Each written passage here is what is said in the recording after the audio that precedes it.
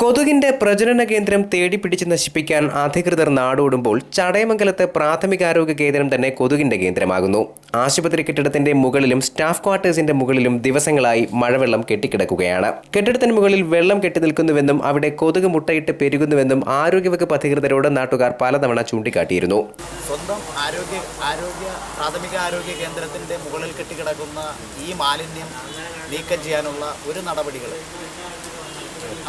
ഇവർക്കുള്ള ഭാഗത്തുനിന്നും ഉണ്ടായിട്ടില്ല. ചിരട്ട കമിഴ്ത്തി വയ്ക്കുന്നതിനെ കുറിച്ചുമൊക്കെ പറയുമ്പോഴും നമ്മുടെ സർക്കാർ ഓഫീസുകളുടെയും സ്റ്റാഫ് ക്വാർട്ടേഴ്സിൻ്റെയും പബ്ലിക് ഹെൽത്ത് സെൻ്ററിൻ്റെയും ഒക്കെ മുകളിൽ തന്നെ വെള്ളം കെട്ടി നിന്നുകൊണ്ട് കൊതുകുകൾ പെരുകുന്ന ഒരു കാഴ്ചയാണ് നമുക്ക് കാണാൻ കഴിയുന്നത്. ഇവിടെ വളരെ പരിതാപകരമായി ഈ അവസ്ഥയ്ക്കും ഒരു പരിഹാരം ഉണ്ടാകണം. ചടയമംഗലം പൊതുമാർക്കറ്റിനുള്ളിൽ മാലിന്യ കൂമ്പാരം കിടക്കാൻ തുടങ്ങിയിട്ട് 2 വർഷമായി. പബ്ലിക് മാർക്കറ്റിനുള്ളിലെ കക്കൂസുകളിൽ മാലിന്യവും മനുഷ്യ വിസർജ്യങ്ങളും നിറഞ്ഞ് ദുർഗന്ധം വമിക്കുകയാണ്.